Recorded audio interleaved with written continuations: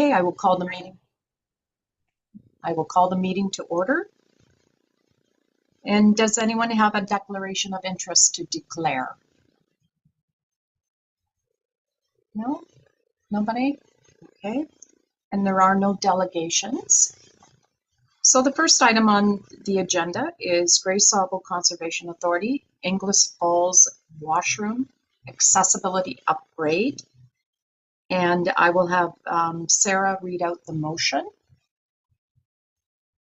For you, Madam Chair, the motion in connection with this item is that consideration for the staff report regarding Inglis Falls Washroom Accessibility Upgrade from the Grey Sauble Conservation Authority be received by the Grey County Accessibility Advisory Committee for review and comment. Okay, and can I have someone move the motion? I will move. Okay, thank you, Andrea. And can I have a seconder? Jacob? I can second it. Oh, okay, I think Jacob put his hand up first. Okay, thanks. Okay, and I will hand this over to Margaret Potter.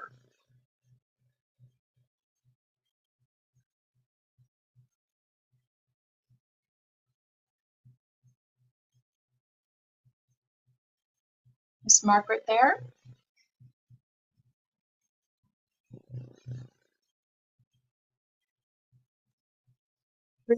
You, Madam Chair, I believe she had been on the call, but I think she might have dropped off.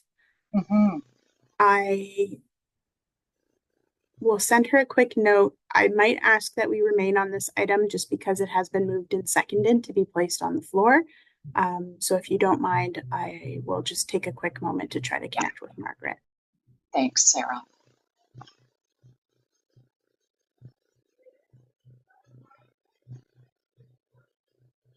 Margaret is ahead of me, and she sent me a quick note to say that she experienced a small technical issue, but she should be rejoining the meeting shortly. Okay. If we might pause to allow her to rejoin. Absolutely.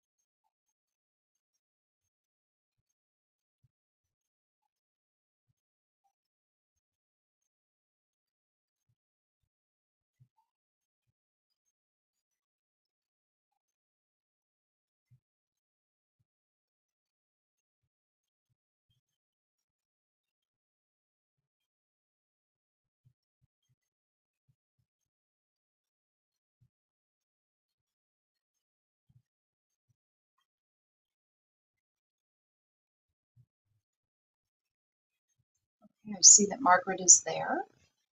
Margaret, good afternoon.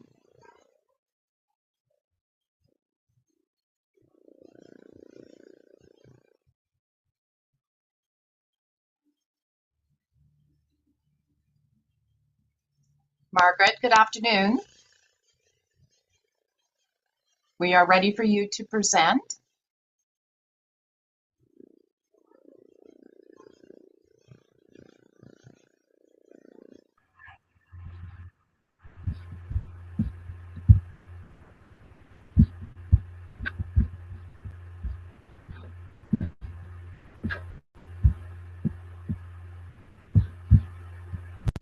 For you, Madam Chair. Margaret, I can see that your audio is connected and we can hear some audio, but I'm not sure that you're coming through quite properly.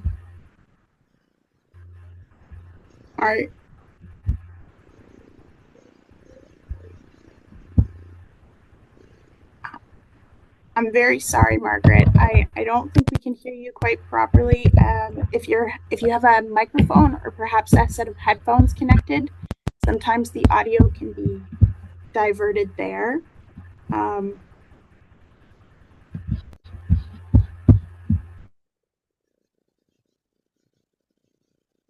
You can also try to adjust your audio source for the meeting in the small upward arrow by your microphone button if it's selected something that you might not have anticipated.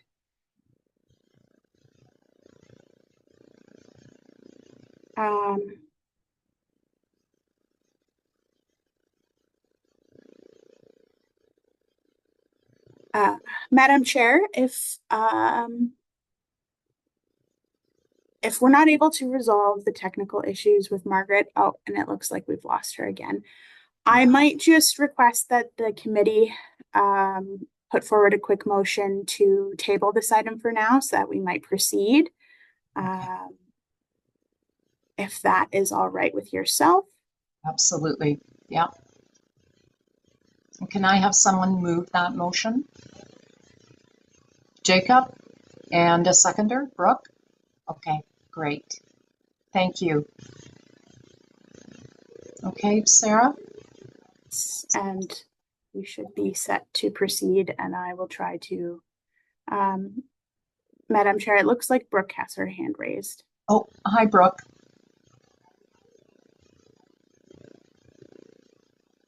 Brooke?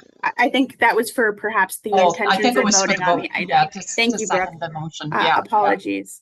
That's yeah, okay. with my screen reader, it takes it sometimes takes a bit to get things to work.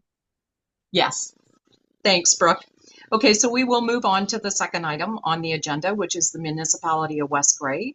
The Riverside Park Redesign Project. Cody Hewlett will be presenting, but I will have Sarah first present the motion.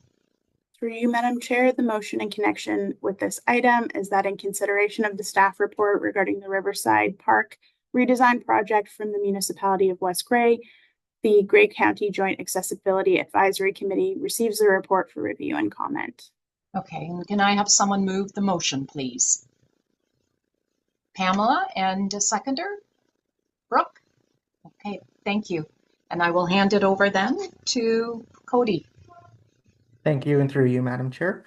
The Municipality of West Grey has recently received funding for a park redesign of Riverside Park within the geographic township of Durham.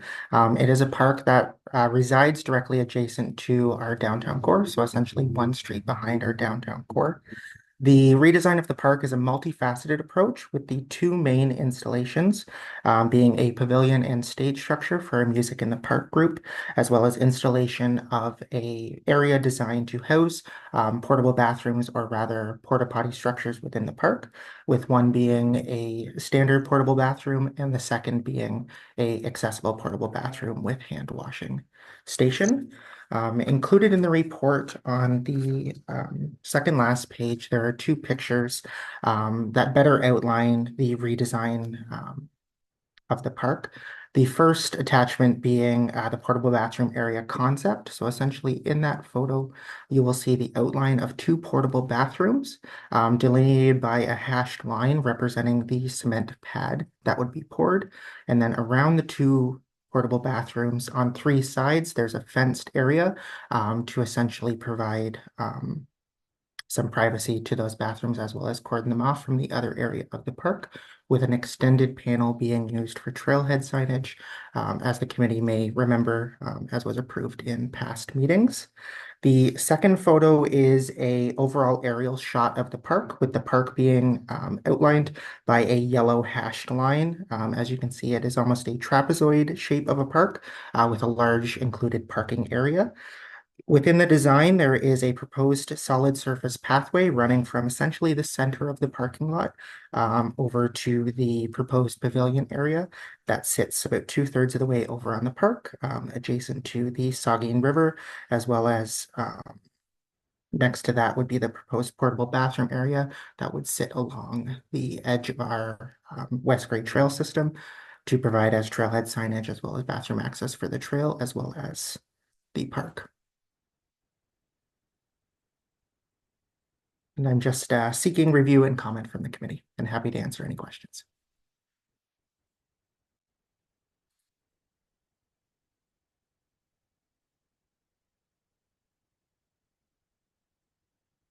Through you, Madam Chair, I believe your microphone may be muted.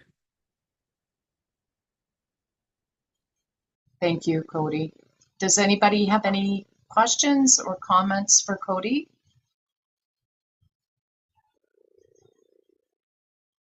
No? Brooke?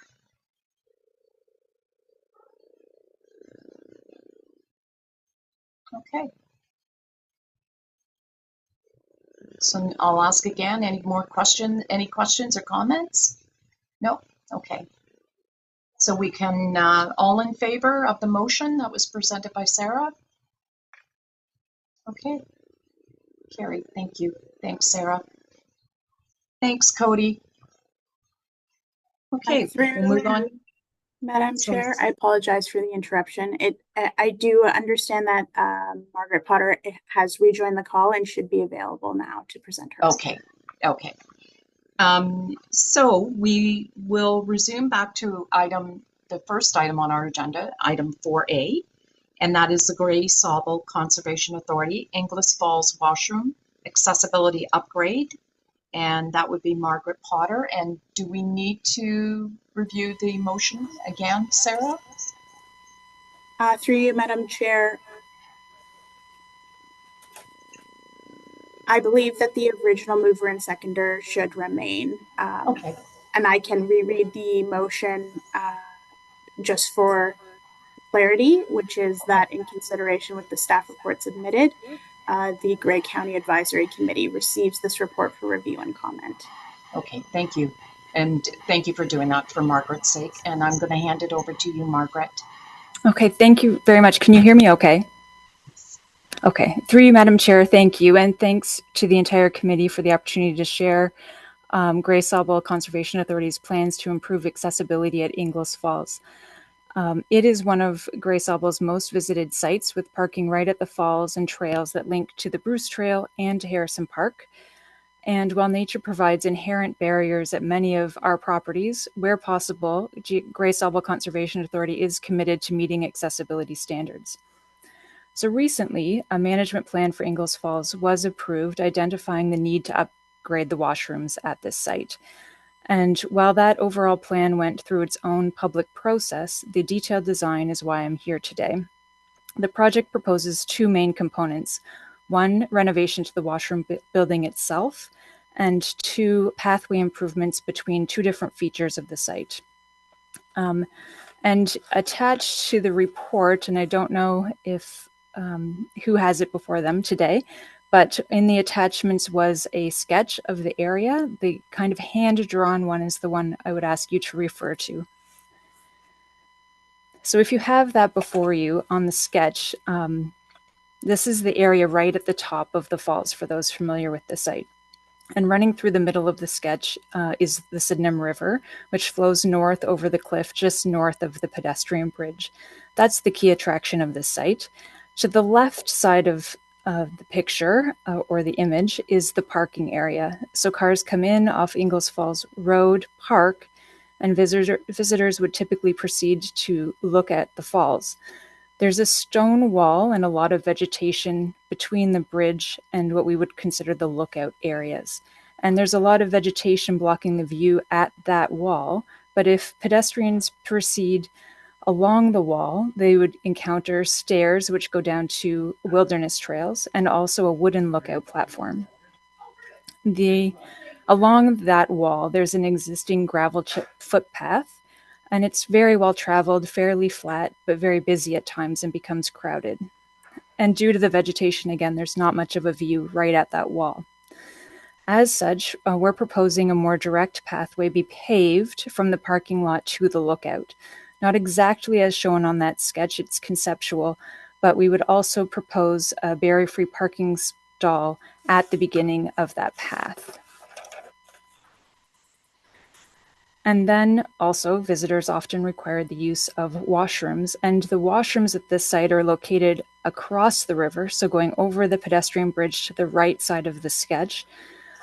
There is an existing sidewalk that leads to these washrooms that goes right to the front of the building. However, when the washroom doors are left open, which is often the case in the current building for ventilation, this pathway becomes blocked.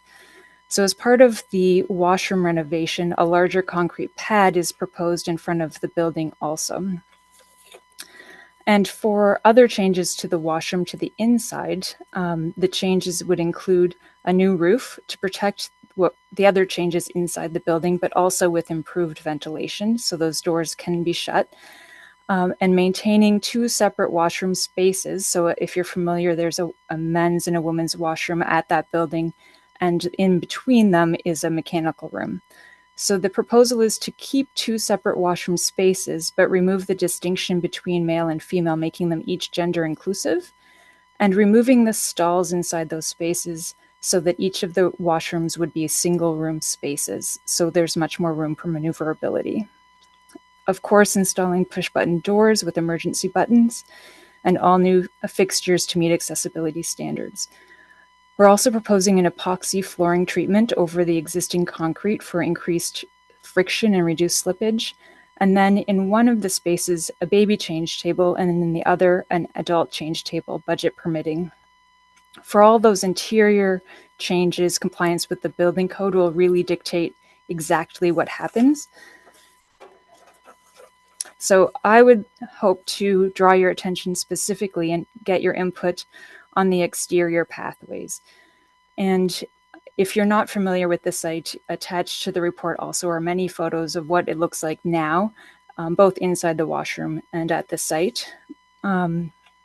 But for the exterior pathways, we are hoping to be able to put a couple of benches on the site. So we have a few different options for that that I have thought of, but I would welcome your input as well. And perhaps you could let us know if you have any recommendations on where they go. So for the lookout platform side, we could put a bench right near the parking area, right off of the parking area, or we could put one partway to the platform or nearer the platform. We wouldn't necessarily consider putting one on the platform just because it would reduce the space for maneuverability on the platform itself. On the other side of the bridge, again, there's a lengthy pathway between the bridge and the washroom building, and there could be a location for a bench anywhere along that, or also perhaps on that concrete pad closest to the building. And then if someone were visiting the washroom with someone else, the person that was perhaps waiting could perhaps sit on the bench as they're awaiting their friends. Also, this isn't in the report, but I met with colleagues this week and we were discussing the possibility of an online survey to obtain input on how visitors are using the site now or how these improvements might change their use of the site in the future. So what are the barriers versus accessibility of the washrooms and how that would impact who might visit the site, who might be invited to visit the site, how long they would stay, things like that. So we would also welcome any thoughts on key groups or agencies to share that survey with, just for a broader input. So I'd welcome any questions and certainly feedback from the committee. Thank you. Thank you, Margaret. Does anyone have any comments or questions for Margaret? Yes, Pamela. Margaret, thank you very much for the presentation. You asked for where you should maybe send some survey or that. There is an age-friendly committee, I know definitely in Hanover, but there is one in Grey County as well that I think you'd benefit from input from. I know that they're really working on signage and things like that for the elderly, people that are afflicted with dementia and things like that, trying to get it so that they can get out in the community as well. So that's one place. Thank you. Thank you, Pamela. Andrea. Thank you. Through you, the chair. Yeah, I just wanted to add the suggestion of our seniors network in the town of Blue Mountains. Many of them enjoy active transportation opportunities, and they would be able some of them may be familiar or would like to be more familiar with Inglis Falls. So I would encourage you if you need a contact for that, if you reach out to Director Ryan Gibbons here at the Town of Blue Mountains, he's the Director of Community Services, and he'd be able to make sure you get the right way to get that sent out. Thank you. Thank you, Andrea. Jacob. Through you, Chair. I just had a question on the benches. I've traveled around Ontario in the past and seen benches that are really considered anti-homeless architecture. So I just wanted to make sure these benches are going to be like regular benches that even people with mobility devices can sit on, and there's not going to be like a big beam in the middle of the bench and stuff like that. Thanks, Jacob. Margaret, I just had an observation on the. Did you want to answer to Jacob, Margaret?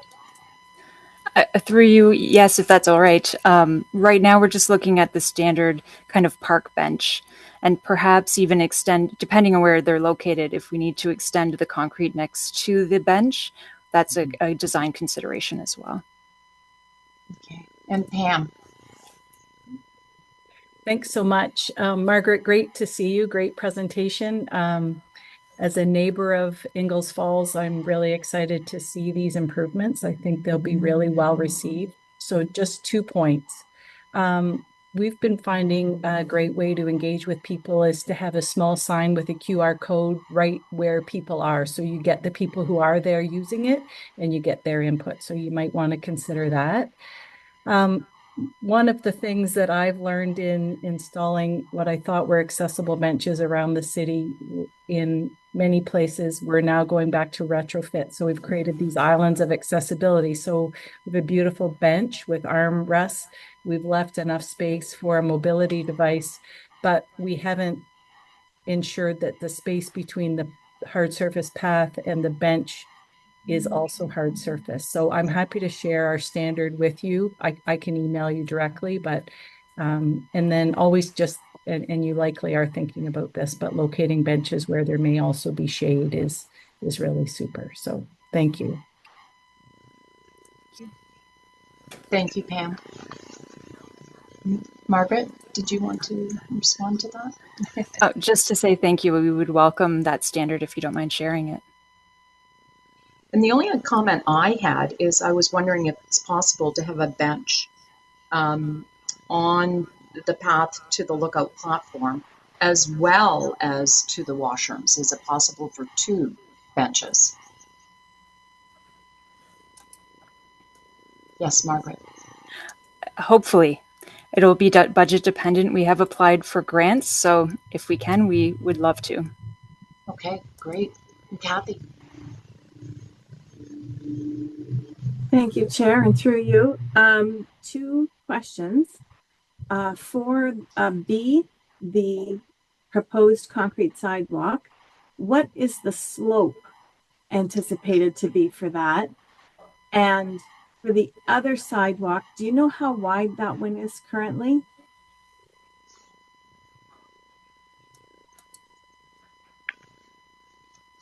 Margaret. Thank you. We are intending to keep the pathway within the 1 to 20 required for exterior pathways, which is why it's very unlikely to be as shown on my hand-drawn sketch, so that there's a difference of slope depending on the angle there. What we are hoping to do is make sure it's meeting that to the extent, as much as we can, and looking at any features that might be necessary if it isn't. And also, there was another sketch, but it comes out a little bit dark with the air photo behind it. That was another attachment to the report, and that kind of more angled pathway is meeting the 1 to 20. So we know it's possible in there. And the kind of hatched lines onto the parking area are where we're hoping to make sure people don't park. And next to that, putting a parallel barrier-free space. Great. That's only one of your questions, though. The other one was the width of the pathway to the washrooms that's existing, and I believe it's 1.5 meters. Okay, thank you. I do actually have one other question, if I may, through you, Chair. I'm not sure what the evening attendance is like here, but do you have any lighting? Is there any lighting there now? Were you planning on putting any lighting in? I'm just not sure what the current state and the future state is proposed to look like there. Margaret? Thank you again. Our properties are dusk till dawn, or sorry, dawn till dusk, my apologies. But so that typically there isn't a lot of lighting added. Yeah, perfect. Thanks for that. Okay. Does anyone have any other questions or comments for Margaret? No? Okay. Well, thank you, Margaret. Thank you for your presentation. We greatly appreciate it. And I will ask if everyone is in favor of our motion. All in favor? Okay. All right, carried. Thank you, Brooke. Thank you, Brooke. Okay. We can move on to the next item on our agenda, and that is the City of Owen Sound, and the address being 1049 4th Avenue East, barrier-free on-street parking request, and that is Matt Perot, and I'll get Sarah to read the motion. For you, Madam Chair, the recommendation in connection with this item is that in consideration of the verbal presentation regarding the 1049 4th Ave East barrier-free on-street parking request from the City of Owen Sound, that the Grey County Joint Accessibility Advisory Committee receives the report for review and comment. And can I have someone move the motion? Jacob, and a seconder, please. Pamela, thank you. Okay, and I will hand it over to you, Matt. Hi, Madam Chair, and through you. Can you hear me fine? Awesome. So Matthew with the Engineering Services Division of the City of Owen Sound. I'm here today to provide some information to the committee, obtain any comments, and seek recommendation from the committee for our City Council to approve a barrier-free parking stall in the road allowance with an unloading and unloading space immediately behind. This will also involve the city updating the traffic bylaw to include the proposed changes. So members of representing the St. George's Anglican Church at 1049 4th Avenue East have reached out to the city to implement barrier-free parking along their frontage of 4th Avenue East to support some of their members. It's noted that their closest entrance to their building is from 4th Avenue East. There is existing on-site parking. However, this is limited in space and it's located at the rear of the building. 4th Avenue East is a local road in this area, and the road allowance is approximately 20 meters in width. The church is located on the east side of 4th Avenue East, and the existing road cross-section includes on-street parking on the east side of the road and 1.5 meter sidewalks, 1.5 meter width sidewalks on both sides of the road. There is an existing ramp on the city's road fronting the church on 4th Avenue East, approximately 4 meters in width, and consists of a generally shallow slope up to the city sidewalk and a further connection to a private walkway to the building entrance. So if you have the drawings in front of you, I believe item 1 shows the existing conditions, and just item 2 is what we're looking to propose. So based on the existing ramp in close proximity location to the front of the church, this location is well suited to be retrofitted with line painting and signage to demarcate barrier-free parking in the city's road allowance. The barrier-free parking stall proposed is in accordance with the city's approved E3 drawing, consisting of a Type B accessible stall parallel to traffic flow. It's sized 6 meters in length and 2.5 meters in width, with a 1.5 meter clear width at the rear of the stall that will front the existing ramp to the city sidewalk. Additionally, we've been informed that there are a number of members that would benefit from barrier-free parking stalls here. We've opted to include a flexible loading and unloading space immediately behind the proposed barrier-free parking stall, sized about 9 meters in length and 2.5 meters in width.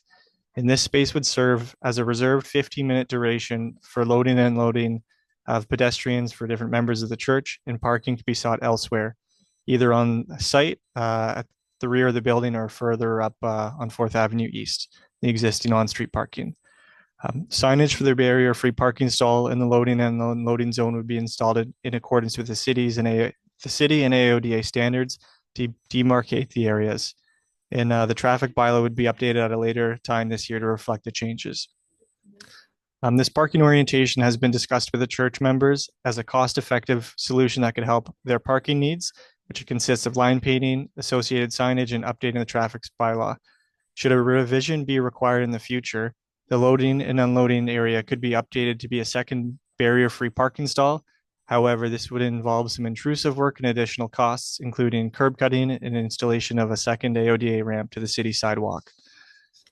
So city staff are seeking a recommendation from the committee so our city council can install the on-site barrier-free parking stall in accordance with our standards and AODA, which the city council can approve at their next council meeting.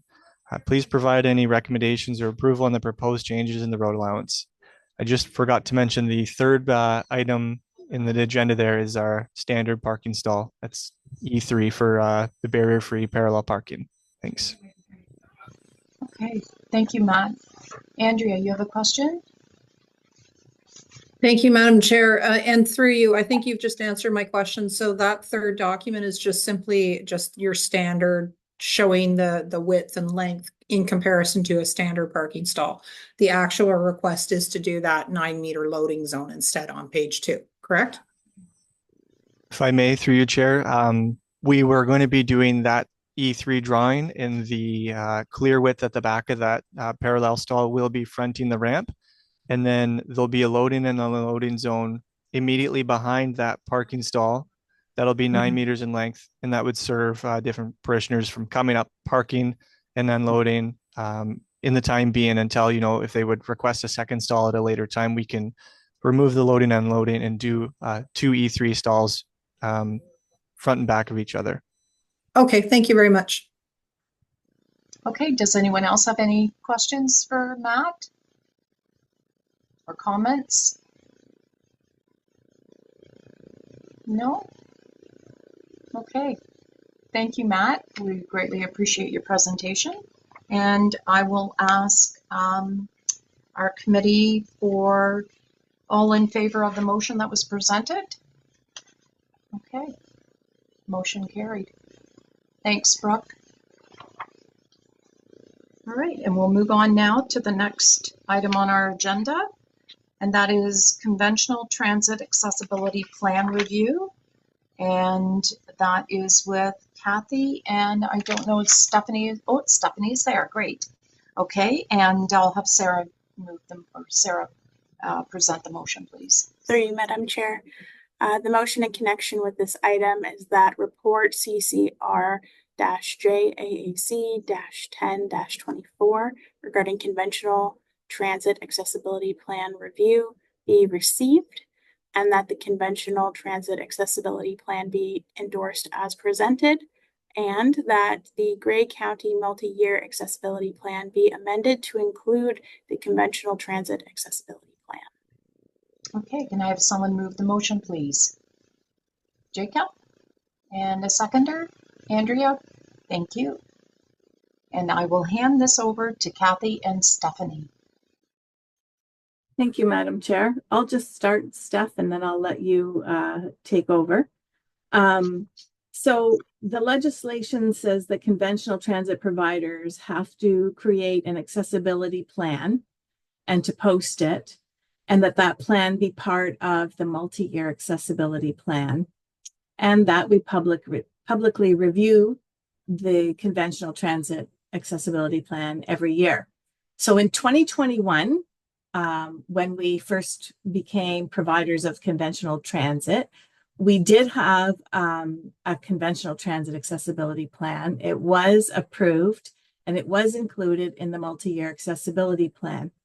But during the last update to the multi-year accessibility plan, the conventional transit piece was inadvertently removed. So this recommendation of the report today will reinstate that. And also because we started conventional transit during COVID, there were some facets of the plan that needed to be updated to make sense now that we are in a different spot. And maybe I will hand it over to Steph to embellish. For sure. Thank you, Kathy. So just a couple of things that we've done since, I guess perhaps the last update is we do have courtesy seating updated on our website, and there were stickers placed inside the vehicles to make all patrons aware. Additionally, we still offer over the phone customer service. So for individuals who would prefer to speak over the phone versus go online, that's an option for people as well. And we offer multiple formats of payment, which again is great for accessibility. Some other things that we've done is we secured a contract with Saugeen Mobility to deliver parallel accessible transit when needed. And additionally, we have a contract with Driver Seat as they have a minivan that's accessible in their fleet as well, and comes in quite handy because sometimes it's just one individual who would like to travel as opposed to requiring a large vehicle like one that Saugeen Mobility has. But it's great because we have two contracts, so we have two options if people were to call, because we do service quite a large geography. To date, we still aren't receiving many requests. We don't have a regular user that needs a lift. We do offer accessible rides to people on a regular basis who have different types of impairments or challenges, but currently we are not receiving many requests for individuals who require a lift. Anything else, Kathy? Oh, I think that's good, unless anybody has any questions from the group. Pamela. No, excuse me. On the document, I was reading about the lifting ramps on page 4 of the document. It doesn't, I'm having a problem trying to understand. It says that lifting ramps are not currently available on Driver Seat. And then at the bottom, it says it is provided by Driver Seat and Smart. So which is it? It's a little bit of column A and column B. So the typical vehicles that you see operating up and down the road do not have a lift or a ramp in them. But if you contacted us in advance, we would use the contract through Saugeen Mobility or through Driver Seat and make sure that one of those vehicles that are accessible who have a lift or ramp would be available for the person. I might add to that as well. On the website, when you go to the website to book your ride, it does say, please contact us if you require an accessible vehicle.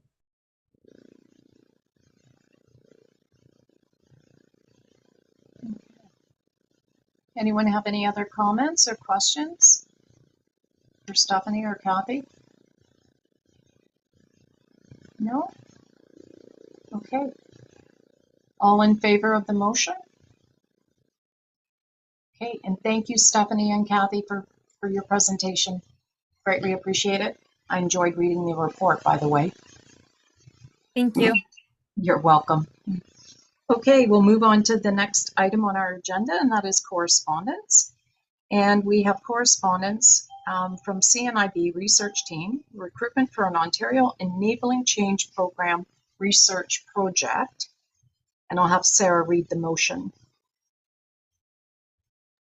For you, Madam Chair, that the correspondence from the CNIB research team regarding the recruitment for an Ontario Enabling Change Program research project be received for information.